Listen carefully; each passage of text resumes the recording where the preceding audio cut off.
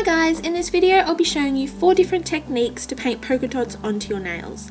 Now polka dots are one of the easiest ways to create nail art yourself, and in this tutorial I will show you 2 ways that will require specific tools that you're going to need to buy, and 2 ways that will use items that you should have lying around at home to create the dots. To start, I've got a dry base of white nail polish. This one is 2 coats of Cirque Colors Carpe Diem with no top coat. You can apply a top coat if you're short on time or you don't want to wreck them by bumping them, but I let mine dry completely before adding any dots. The 4 different tools that I'll be using are a gel pen, a dotting tool, a toothpick, and a sewing needle that I've pressed into a pencil eraser to give me more control and something to hold on to a little better. First up is the Uniball Signo gel pen. I got mine from Officeworks here in Australia, but they are available worldwide, so check your local office supply or stationery store for them. These are amazing for nail art and they don't smear at all when a top coat is applied, unlike the way that some polish can. This is the fine tip gel pen in black, but they also sell them in white and a variety of different other colours. To apply the dots using the gel pen, you simply press the pen tip onto the nail and lift up, leaving a bubble of gel ink on the nail. As you can see, it's probably the easiest way to apply dots. You'll need to be careful that you don't touch the ink before it dries completely, as it will smear while it's still wet, and to check if it's dried you can lightly touch your fingertip to the ink, and if it's dried it won't transfer onto your skin. So you can go ahead and add a top coat.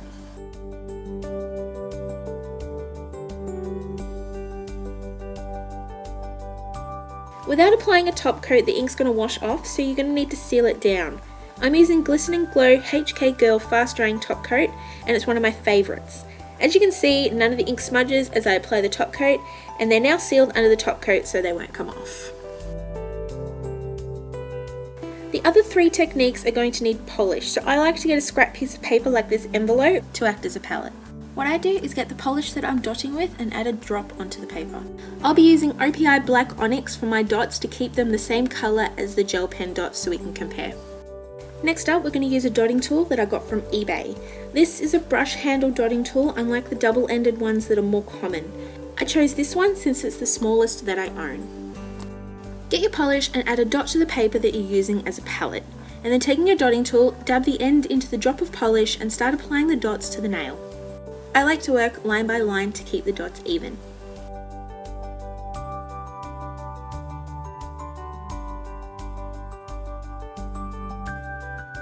It's at this point that the polish drop started to dry out for me, so I don't want to use it too much longer or it will start leaving strings of polish on my nail.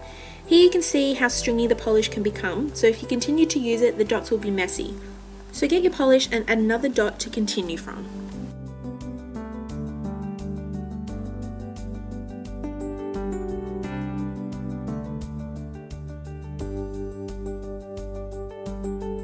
Side by side you can see that the gel pen dots are a lot smaller than the dotting tool dots. You can create smaller dots with the dotting tool, but that requires a lot more of an expert level of dotting, in which you slightly press the polish to the nail and pull away without actually touching the dotting tool to the nail. Here is the size I was doing on my nail, and here is the smaller, more advanced dots. You can really see the difference between the full press and the slight touch of the dotting tool in the size of the dots. Next up, we're going to be using the toothpick. The toothpick's a lot similar to the dotting tool, but you won't need to buy a dotting tool and probably have a toothpick laying around at home. Add a new drop of polish to the paper and apply the dots in the same way that you did with the dotting tool. As you can see, the dots are varied in size, with some being small and the others being larger. I don't like this technique personally because it's harder to remove the polish from the end of the toothpick than it is the dotting tool. The dotting tool is metal, so it's able to be cleaned in polish remover as you go, but the toothpick you can only wipe off the excess polish, so it makes the end change size slightly.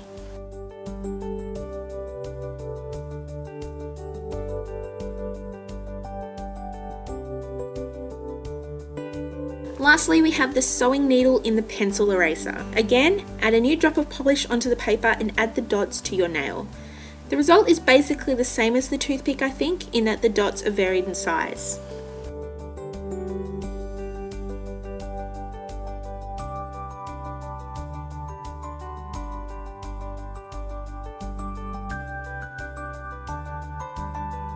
And here's all 4 together. The Signo Uniball pen, the dotting tool, the toothpick, and the sewing needle. The pen's my favourite by far. It's less messy, it's easier to use, and it creates the most even polka dots. You can even use the pen and draw small circles to create bigger polka dots if you need larger ones, as these are quite small. The dotting tool I think would have looked a little bit better if I hadn't placed them so close together, if it was a little bit more spread out since they're a little bit larger. But it really shows the difference of size that you can get with a dotting tool and a gel pen. The toothpick is too varied for me. You have small and large dots and it's like two different tools were used, but it is a good substitute if you don't want to or you can't buy a dotting tool or a gel pen. The same thing goes with the sewing needle. The dots are too varied for my liking, but if you don't have a dotting tool, it works well enough. Obviously it all comes down to personal preference and what your budget will allow or your ability to actually get the tools, but I do recommend investing in some gel pens or dotting tools to do dotted nail art with. As you can see, they do make a lot of difference. Let me know in the comments what you prefer to do dotted nail art with and which one you think looks the best. If you like this video, then please give it a thumbs up and don't forget to subscribe.